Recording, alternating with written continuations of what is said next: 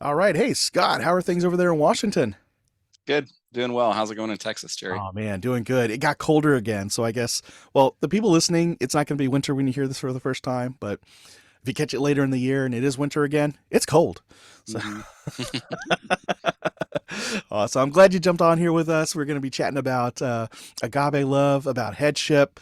But before we dive in there, I think I saw when I was reading your book, Your Marriage, God's Way, I think you mentioned you were a tank officer in the Army. Yes. After high school, I joined Army ROTC during college. So you're basically a college student while in ROTC. Yeah. It pays for college, and the day you graduate, you're commissioned as well. So I was a second lieutenant in the Army right after college, and I was branched armor or tanks. Yeah. Oh man. Yeah. So you had mottos like "Death before dismount," and Yeah. Are you prior service? I was a medic. Yeah. Oh, So I guess I missed that. Okay, oh, very I didn't good. tell you yet. No, surprise. I was in the army. Yeah. So I was a medic right out of college. So I didn't go ROTC though, and all my friends pick on me about it, especially if they were in the army. Like, hmm you idiot, you could have gone in as an Yeah. officer. Yeah. Too late now. I went in as a medic. Uh, but it worked out because I met my wife. She was also a medic, and if I was an officer, we would not have been allowed to date, hmm or we could have. I just wouldn't be an officer anymore if I was still in the army. So, yeah, it worked out. God's plan. It worked. Good. Uh, so, yeah. So one of the groups I got to hang out with when I was deployed to Kosovo. So this is like 2000. It was a tank platoon in a town called Partesh, and that's where I learned phrases like "death before dismount" and "why carry your weapon when your weapon can carry you." I hadn't heard that one. That's Oh good. man, they were cool guys. I mean, these guys, tankers. I mean, because you were one. Very tight knit group of folks. They take care of each other. They take care of the people who take care of them. Unlike combat engineers who've left me stranded twice. Still a little bitter. I will forgive you one day because God says so.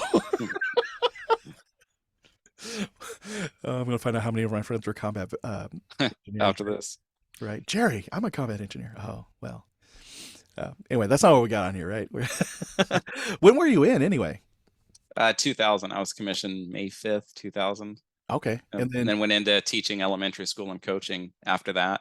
And that's when I became a Christian and really wanted to be in ministry and became a pastor soon after that. And I've been in ministry since then. okay, were you active duty or National Guard or Yeah, I was after active duty. Yep. okay? So when'd you get out?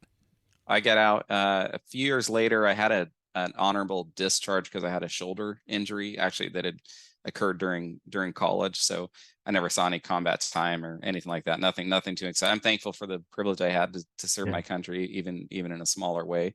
But yeah, that was my and went to some military schools, training schools, and learned different skills. One thing that I pass along to your audience is, God uses the things in our lives that when we look back in hindsight, we can't tell at the time, but in hindsight, we can tell God wanted to use that. And so, it's frustrating somewhat to learn so much about leadership and to be trained for combat and never really be able to put a lot of those skills into practice. But then I used those leadership skills as a school teacher and then as a senior pastor, teaching yeah, pastor. yeah. So God still had a plan. God had his fingerprints on everything. I couldn't see it at the time. Yeah. I use a lot of what I learned as a sergeant in the civilian world all the time. Mhm. People, I guess they assume that leadership is in the military is like all about yelling at each other and get It's down, mostly back it. communication. It's yeah, it's all communication. Communication. Yeah. Mhm. Hey, here's the thing I need. Did you hear me? Yeah, this is what I heard you say. Yes, that's it. Go for it. Hey, the thing you asked me to do, yeah, it's broken. So we had to kind of do a new thing. And just so things like commander's intent, and it works. It works. A lot of my teams never realized I was using military communication techniques on them, but well, I guess now they do. But uh, so you crossed over, became an elementary school teacher. So you had a classroom, or did you do like PE? No, I taught fifth grade. I had a classroom. I had the same students all day. I really loved it, and I was teaching, or I mean, I was coaching. Excuse me. And then during my second year teaching, I became a Christian. I had some teachers around me that went to the same church, shared the gospel with me. Actually, my brother died of a drug overdose, Hmm. and they invited me to go to their church. I went just to talk to the pastor because he'd lost his brother when he was about my age, and they said, "Hey, you ought to just come to church, talk to our pastor." And I said, I'll do that. And I thought I would encourage my parents for them to hear that I was getting some help. And I went there, and I didn't even go with the Bible, and they handed me a Bible and they said, open it to, whatever chapter it was in Peter, I believe. And he read a verse and explained it, read a verse, explained it. And that was just a life-changing moment for me.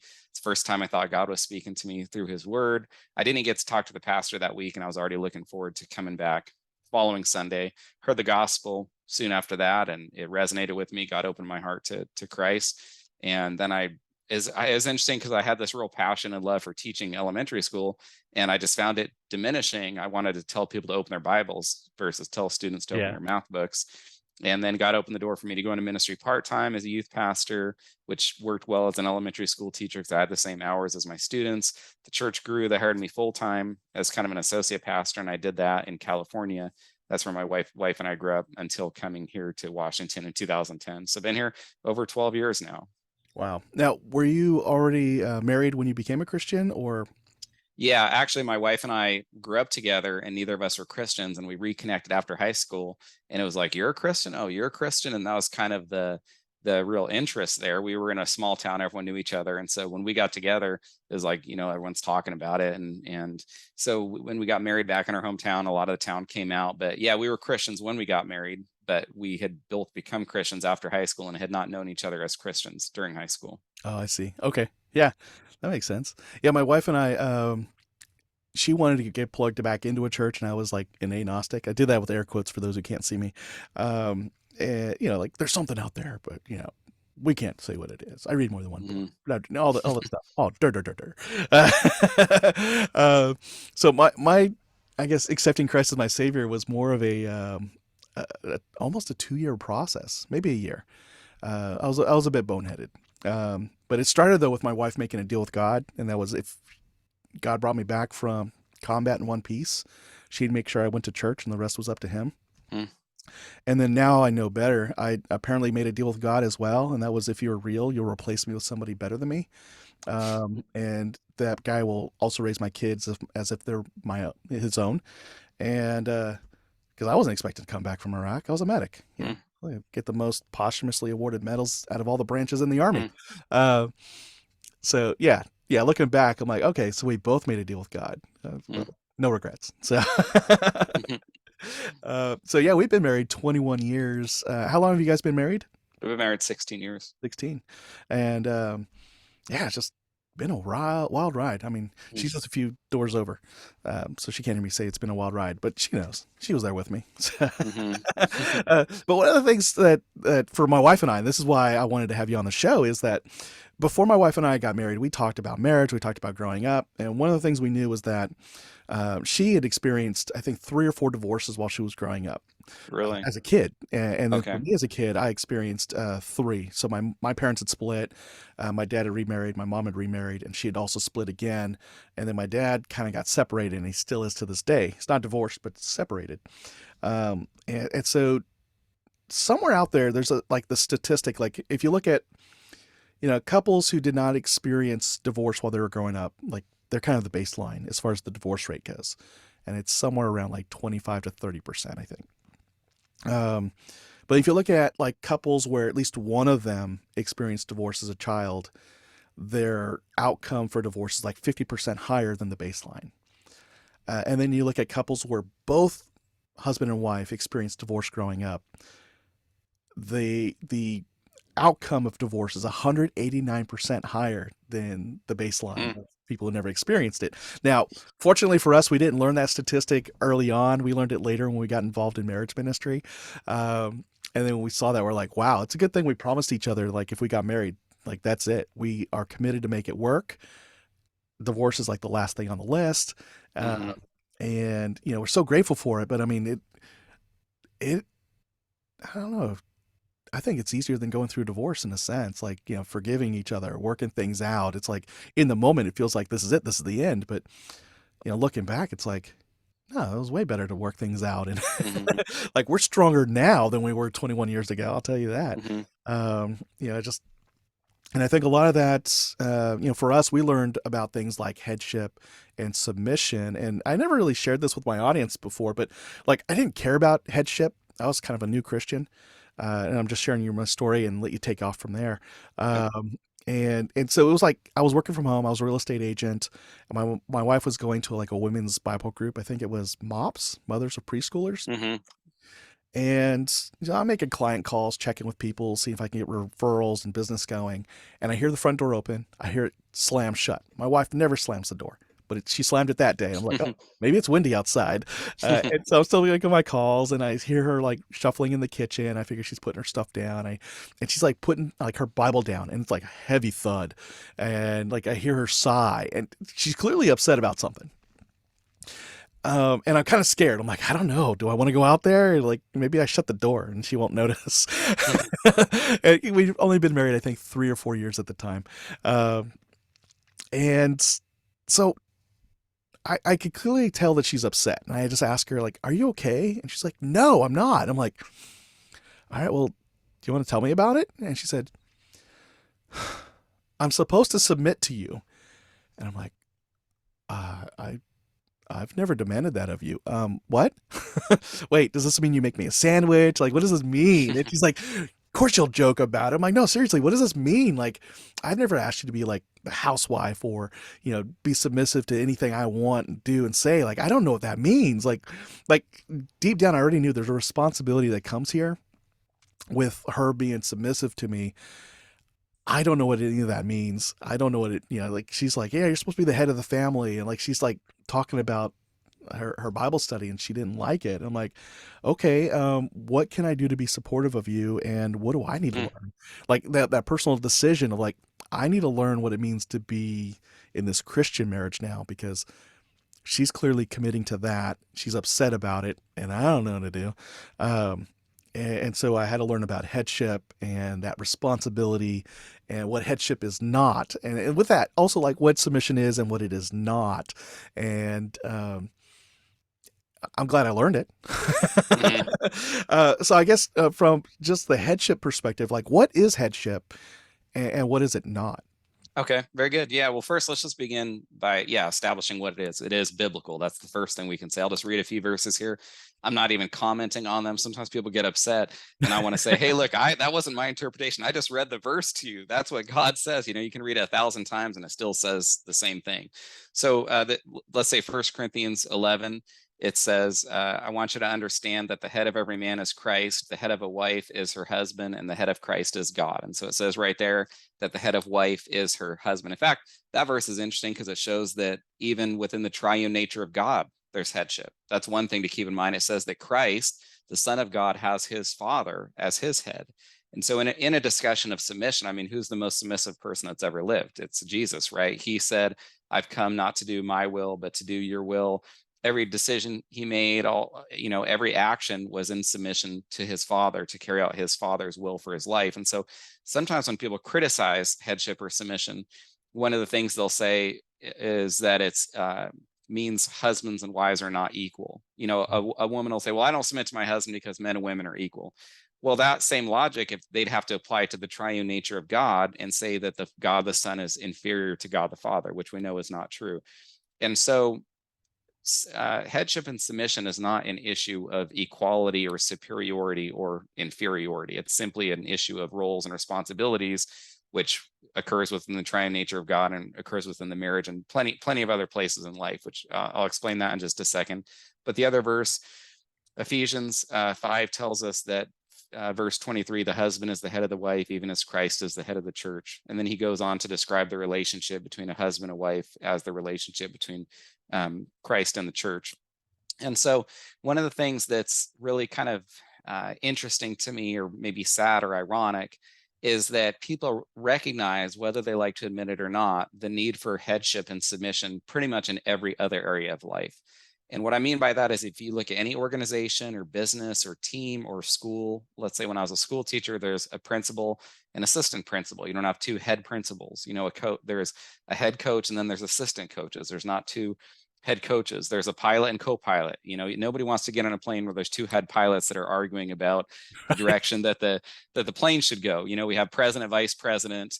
And so we see this need for headship and submission in every other area of life, but for some reason we want to deny that same need within the marriage relationship, which is really unfortunate, and I would say to the detriment of many marriages, because God is wise. He knows what's best. He knows what allows us to have healthy, joyful, successful marriages, families, jobs, relationships. And it's by applying the wisdom that's contained in his word. And as you know, from those verses and plenty of others, it's abundantly clear that God's plan is for there to be headship within the marriage. And so I get, going back to your original question, what exactly is it and what isn't it? We understand that many men have abused submission or headship.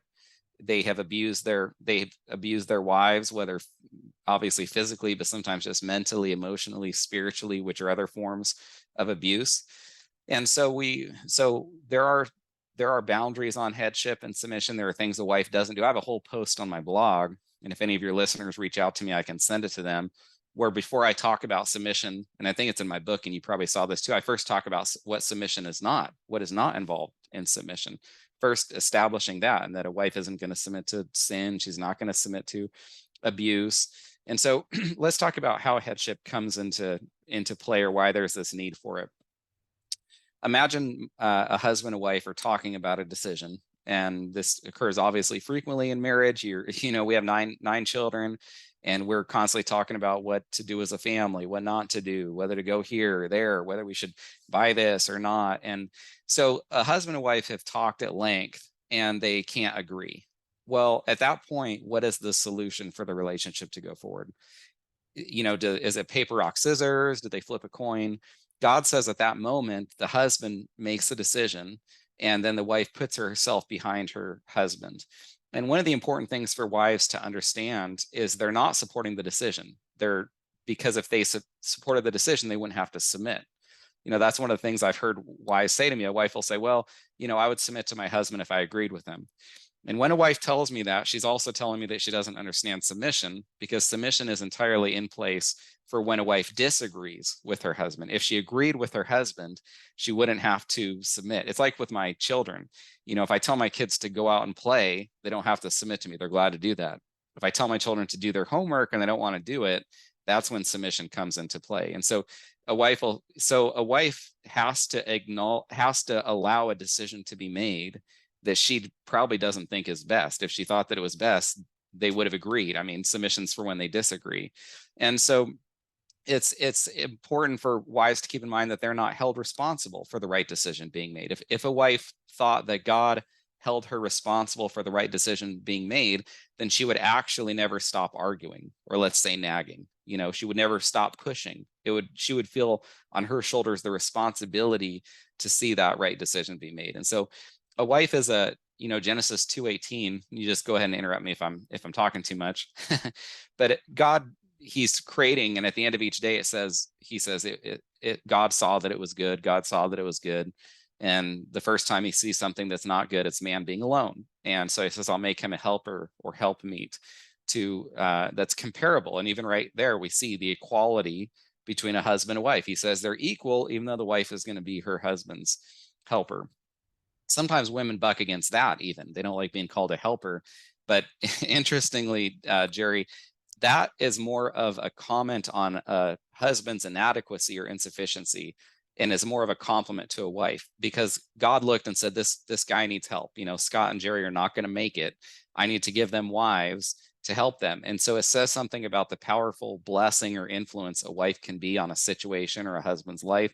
And it's a comment on a husband's inadequacy or insufficiency without a wife. So it says, if it says anything critically, it says it critically about the husband. Yeah. And so how does a wife help then if she's going to be her husband's helper? Well, she provides counsel, thoughts. It's not just, you're going to, like you said earlier, kind of jokingly, serve me and make me a sandwich or do all these things. Although there are ways that a wife does help a husband physically. Titus 2 talks about wives being homemakers, and there's a lot Katie does with our home and with our children that's a help to me. But beyond that, it's a wife providing counsel and thoughts to her husband, advising him. God has, I believe, spoken to me through Katie many times.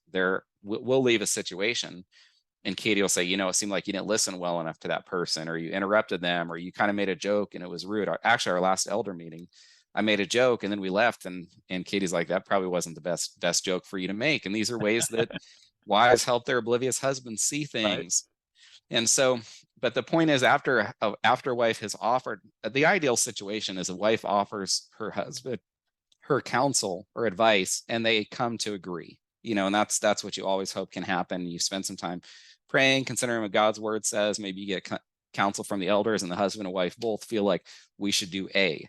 But other times, the husband feels like we should do A, and the wife feels like we should do B, and that's exactly when submission comes into place. And then, there's also that, it's worked for me anyway. Like when we do disagree, my wife and I, like, I guess for me, lazy headship is if she just defers to me, like, oh, whatever you want to do. And I could tell clearly she feels strongly about this. As the head, it's like, all right, well, don't just defer and like, throw it all on me. Like, let's explore this a little bit more. Can tell me more about your position, and I'll tell you more about mine, and working it through, and we wind up with a solution. It might still be the thing I wanted to do or thought we needed to do, but taking that time for her to understand where we're coming from, and also seeing that we took into consideration her concerns, not really to get consensus, but when she falls in with like, yeah, go ahead and I feel better about that decision. Let's go do that. Mhm. I think that's a big thing. I love that you touched on, and it's biblical, the equality piece. That big misconception is, do as I say. I'm the king of the house, the king of the castle, mine, mine, mine, and then that is that skewing of the equality. Yeah, Mhm. because you're married to God's daughter, basically. Mhm. Yeah. It's like that's a father-in-law I don't want to mess up. Yeah. Or Well, mess. that's what the big would the terms complementarian or egalitarian be familiar to your audience, or should I briefly explain those? Well, I know it because I read your book, but yeah, explain it to the audience. Okay, so a complementarian, which is what I am and what I believe the Bible makes abundantly clear, is that men and women are equal, but they don't have identical roles and responsibilities. And I don't know how any honest reading of Scripture can come away and think that God has made women and men with identical roles and responsibilities. It's evident that we have different roles and responsibilities in the home and in the church. I mentioned Ephesians 5 earlier, and God does not describe husbands and wives the same. I mentioned Titus 2, where he says older women should teach younger women to do these things, love their husbands, their children, their homes, and so it's evident there's different commands for both. And so a complementarian view, it's COMPLE, not COMPLI. It's not praising someone, but fitting together, complementing each other. The alternative to that, which I think is unbiblical and has opened the door for many problems within families and within churches, is called egalitarianism. And egalitarians say that men and women are identical regarding their roles and responsibilities. And this is what you'll see in families that deny, or marriages that deny headship, and in churches maybe where men and women don't have different roles, or women might be senior pastors or something like that. Well, the common criticism, the reason I explain that, the common criticism of egalitarians is that they'll say, well, men and women are equal. And so because of that, a wife doesn't have to submit to her husband. But you made the point well, that because a wife submits, it does not mean that she's not equal. And I'll just use an example. When you were in the military, when you submitted to an officer above you, or your soldiers submitted to you, it did not mean that you were superior to them and they were inferior to you. When students submit to their teachers, citizens submit to their governments. I go into a store and this guy owns the store. He has authority in there, and he tells me, I whatever he wants, or put your, people come in here and they have to wear their shoes. I tell my children that. I say, if we go into a restaurant, we follow their rules. That doesn't mean we're not equal to them. That just means they have authority in that situation. And so, yeah, it's not an issue of superiority and inferiority. Yeah, and that's and complementarian, because how did somebody put it to me that if you both were identical, one of you is redundant. What's that? And, It would have been fine for a man to be alone, essentially. God said it's not good for a man to be alone because a woman was going to add something that the husband didn't have. But if the man and woman were identical, you're completely right. yeah, and I mean that's different than you have things in common. It's like, I think it's in your book that your wife is better at managing the finances, and I mean when you're juggling 9 kids, I mean you got to be spot on with the finances. There is no room for error, no margin.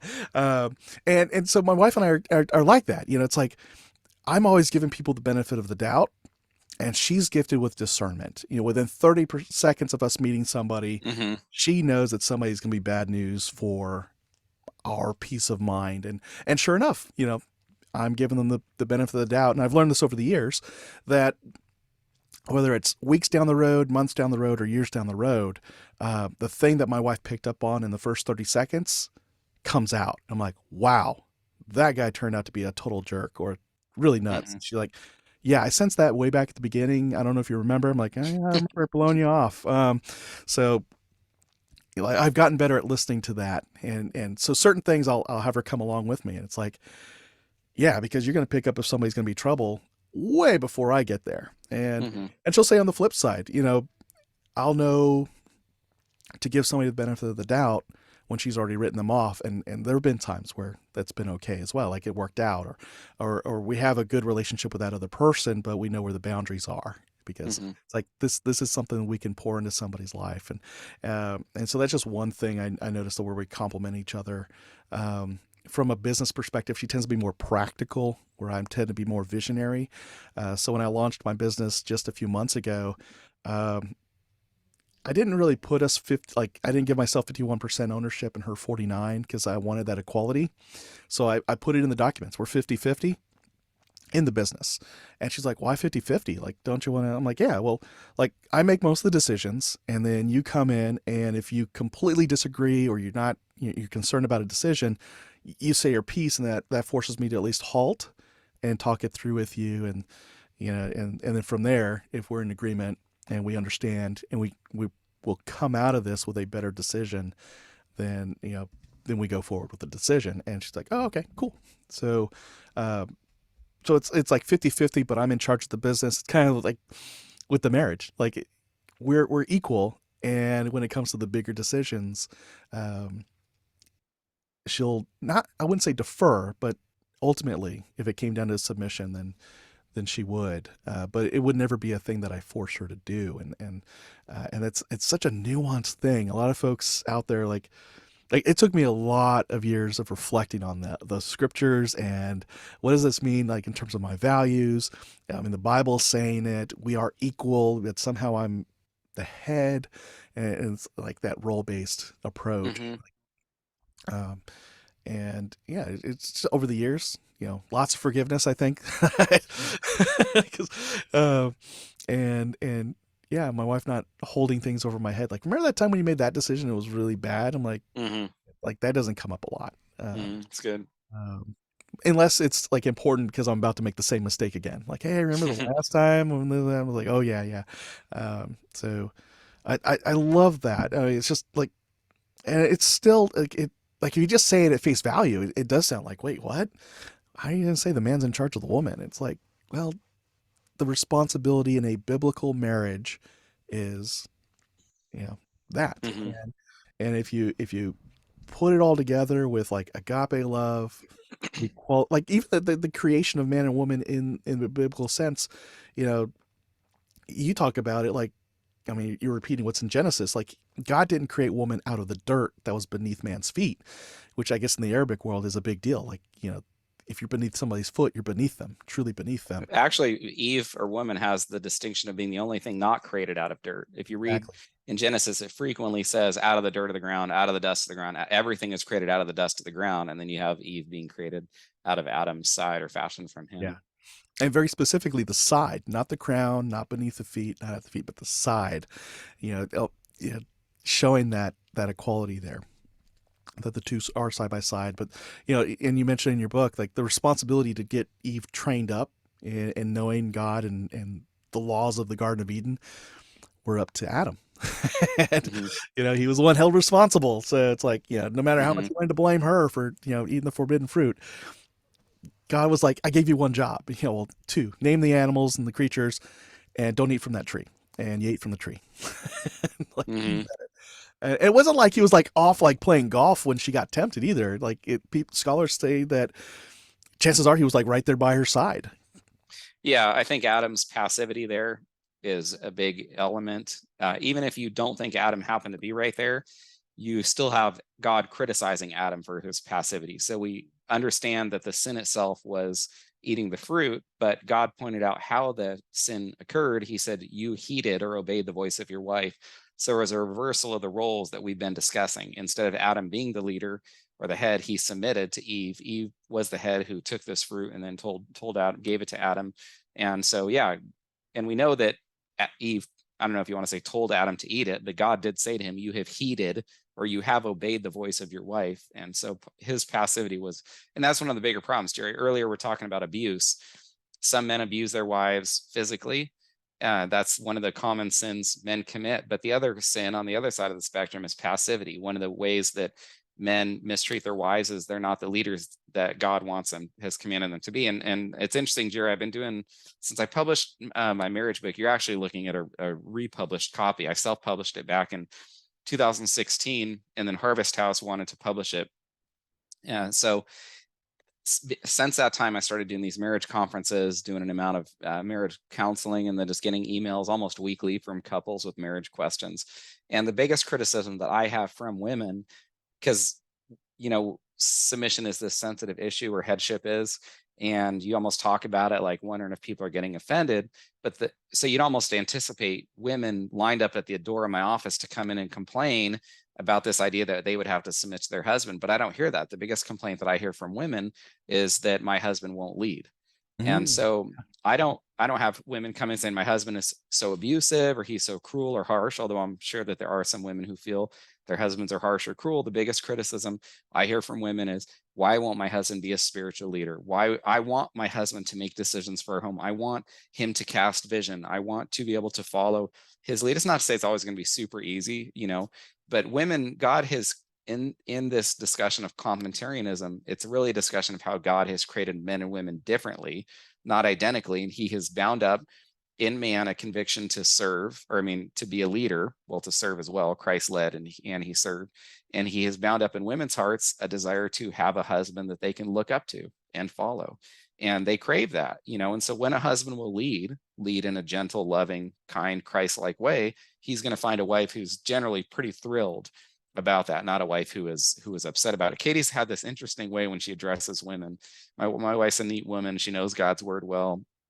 She gets invited to speak at homeschool conferences or speak to women, or sometimes takes part in Q&As at my marriage conferences at the end.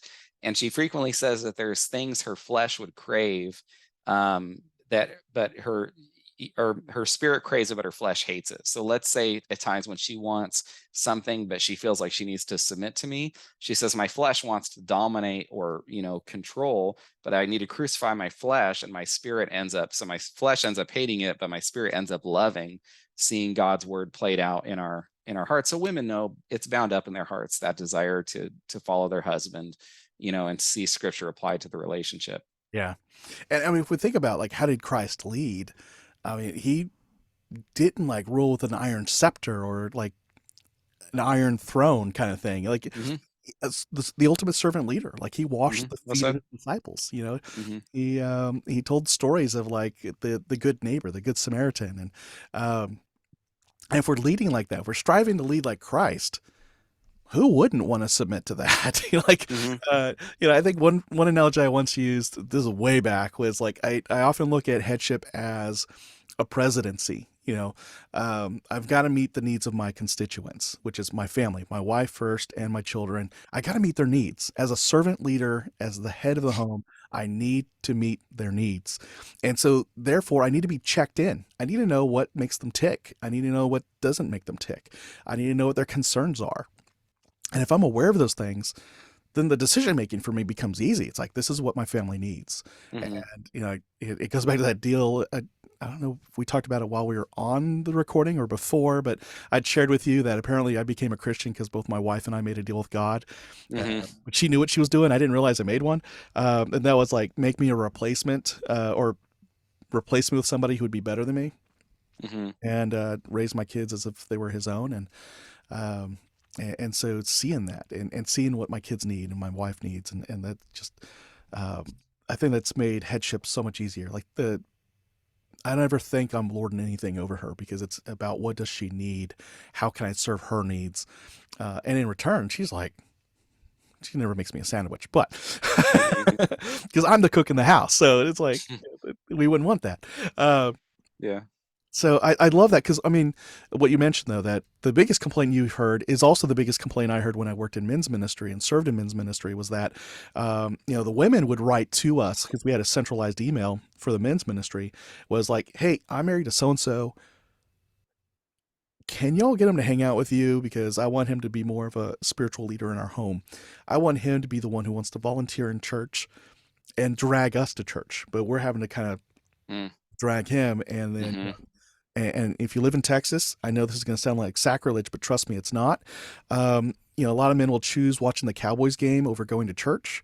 mm-hmm, Really want to lead your family, go to church, skip the Cowboys game. They ain't going to the Super Bowl anyway. mm-hmm. Scott, you might see me as a neighbor in the near future. They're going to boot me out of this state. Bitch out of Texas, yep. I guess I could always be a Texans fan. There's always a backup team. Uh, oh man, are we? Ah, we're running out of time. Okay. So if folks you're listening in, if you love what we're saying, awesome. If you're really mad about what we're saying, I'll give you Scott's email in the show notes. But I mean, you know where to reach me, guys. But also, the thing I really wanted to do with broaching this topic is if you've never thought about headship, if you've never thought about submission in marriage and these roles in a biblical marriage. So if you've chosen a biblical marriage, great. There are blessings that are in store for you in this route. If you chose not to, it's your marriage. So we've talked about headship, we've talked about submission, shared about it from our perspective of how we see the scripture. Now, if folks want more, there's the book, obviously, Your Marriage, God's Way, and you can buy that off of Amazon. Or if you got a podcast, reach out to Scott and say you want to interview him. He'll send you an electronic copy to read. But if you don't want to go that far, it might be cheaper not to start a podcast and just buy the book. But if people want more from you, maybe to speak at their church or to coach them, what more could they do to get in touch with you and learn more about this? Sure. Yeah. So my website's kind of the place to go. It serves as a hub with all my stuff from their social media, my conference messages, and my books, and so forth. And that's scottlapierre.org, SCOTTLAPIERRE.org. And I think you said you'd put the link in the show notes, and I have a contact page there. People can reach out to me with any questions, learn about my books. If they want to learn more about this topic of marriage, I'd love for them to get a copy of my book, Your Marriage, God's Way, and the accompanying workbook. And on my website, I give away a free pamphlet on marriage, 7 biblical insights for marriage. And your listeners can go to my website and download that for free. And I'd love to have them have that as a gift to hopefully strengthen their marriage and point them toward Christ. So thanks a lot for having me on the show, Jerry. This is a blessing, and I'd love to hear from any of your listeners, and I appreciate what you're doing out there. Awesome. Thank you so much, Scott. Appreciate you coming on here and helping us tackle this topic. God bless.